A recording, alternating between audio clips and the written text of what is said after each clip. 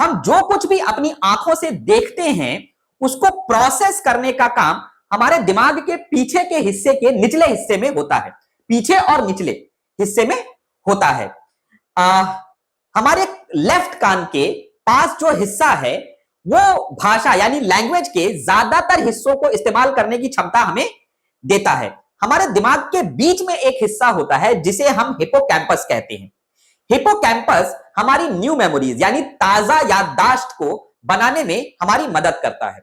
इस हिपोकैम्पस के आसपास का जो पूरा हिस्सा है उन सभी को मिलाकर एक हिपोकैम्पल सिस्टम बनता है। इस हिपोकैम्पस को आप याद रखें, आने वाले डिस्कशन में यह बहुत काम आने वाला है। यह जो दिमाग के अलग अलग हिस्सों के बारे में आपने जाना, इन बड़े हिस्सों को और छोटे छोटे हिस्सों में उनके काम के आधार पर बांटा जा सकता है। जैसे लिखने और पढ़ने वाला जो हिस्सा है वो बोलने और समझने वाले हिस्से से अलग है। इतना ही नहीं, अर्थ बनाने वाला हिस्सा व्याकरण पर काम करने वाले हिस्से से अलग है। अब आप फिर से पूछेंगे कि भाई इतने छोटे और इतने डिटेल में हम दिमाग के हिस्सों के बारे में कैसे जान पाए?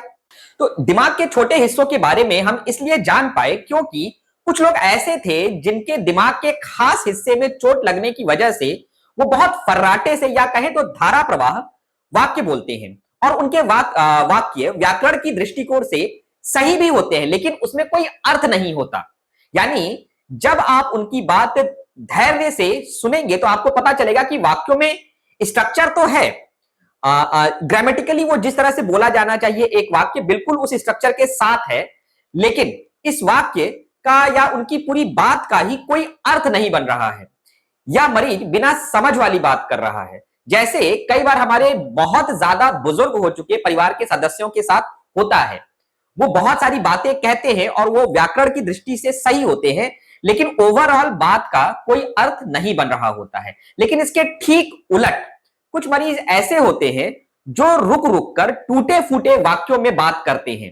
व्याकरण की दृष्टि से उनके वाक्य बिल्कुल ही गलत हो सकते हैं या थोड़े बहुत गलत होते हैं, लेकिन आप उनके वाक्यों का अर्थ बना पाएंगे। जैसे कई बार हमारे घर के छोटे बच्चे बात करते हैं, वो व्याकरण की दृष्टि से हो सकता है, लिंग की दृष्टि से या समय काल की दृष्टि से वाक्यों को गड़बड़ करे, लेकिन उनकी बात में अर्थ होता है।